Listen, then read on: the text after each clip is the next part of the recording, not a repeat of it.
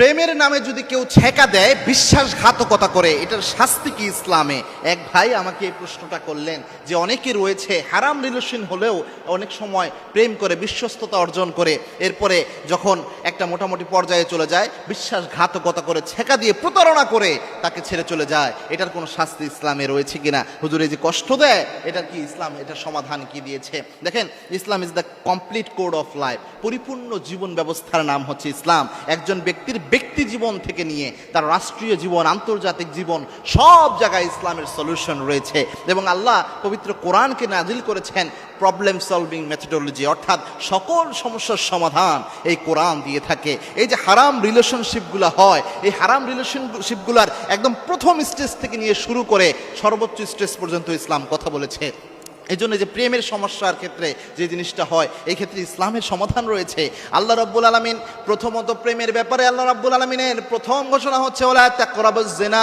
এই দুনিয়ার যত যুবক রয়েছে, যত যুবতী রয়েছে, সমস্ত নর এবং নারীদেরকে আল্লাহ রাব্বুল আলামিন পবিত্র কোরআনে আল্লাহ রাব্বুল আলামিন জানিয়েছেন লা তাকরাবুজ জিনা, খবরদার জিনার ধারের কাছেও যেও না। আল্লাহ রাব্বুল আলামিন যত অপরাধ এই পৃথিবীতে অপরাধ হিসেবে সাব্যস্ত করেছেন, চুরি করা, মিথ্যা কথা বলা, গীবত করা, যত রকমের অপরাধ রয়েছে, কোনো অপরাধের ব্যাপারে আল্লাহ রাব্বুল আলামিন বলেন নাই যে তোমরা ওইটার ধারের কাছে যেও না। চুরির ব্যাপারে বলেন নাই, ডাকাতির ব্যাপারে বলেন নাই, হত্যার ব্যাপারে বলেন নাই, অন্য কোনো অপরাধের ব্যাপারে আল্লাহ এমন শব্দ চয়ন করেন নাই।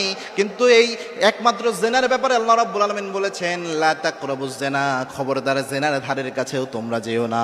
আল্লাহু আকবার। এটা কেন এত মারাত্মক? কারণ কেউ যদি জেনার ধারের কাছে যায়, সেখান থেকে আর ব্যাক করা অতটা সহজ হয় না। এটা খুব মারাত্মক একটা বিষয়। এই জন্য আল্লাহ প্রথমেই বাউন্ডারি দিচ্ছেন। তবুও যদি কোনো ব্যক্তি এই হারাম রিলেশনশিপে জড়িয়ে যায়, এই ব্যক্তি এখানে যদি জড়িয়ে যাওয়ার পর এখানে যদি ধোঁকাবাজি করে প্রতারণা করে, শাস্তি আছে কিনা? দেখেন, জিনিসটা হারাম হলেও আপনি যদি হারাম ওয়েতে কোনো ব্যক্তির বিশ্বাস অর্জন করেন, এরপর তার সাথে এমন কিছু করলেন যে ওই ব্যক্তিকে বিয়ে না করলে কোনোভাবেই আপনার উচিত না অন্য কোথাও বিয়ে করা, এরকম অবস্থায় যদি চলে যাওয়া হয়, তাহলে আপনি যদি তাকে এই বিয়ের মিথ্যা আশ্বাস দিয়ে এই সব স্বার্থ হাসিল করেন, টাকা নিলেন, তার সাথে শারীরিক সম্পর্ক হয়ে গেল বিয়ের মিথ্যা আশ্বাস দিয়ে, এরপরে আপনি ধোঁকাবাজি করলেন, প্রতারণা করলেন, অবশ্যই এটার একটা পানিশমেন্ট থাকবে। কেননা আপনি যদিও জিনিসটা হারাম, তবুও আপনি একজন মানুষের বিশ্বাসকে নষ্ট করে তার কাছ থেকে এমন কিছু নিয়েছেন যেটা তার হাজবেন্ডের হক ছিল।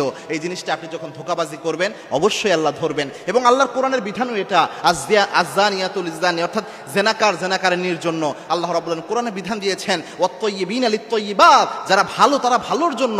একজন ব্যক্তি যদি একজন ব্যক্তির সাথে জেনা করে ফেলে অন্যায়ভাবে, অবৈধভাবে, সাধারণভাবে সিস্টেম হচ্ছে যদি ধরা পড়ে তাদেরকে বিয়ে দিয়ে দিতে হবে। এটাই ইসলামের নিয়ম। আপনি একজন মানুষের সাথে প্রতারণা করে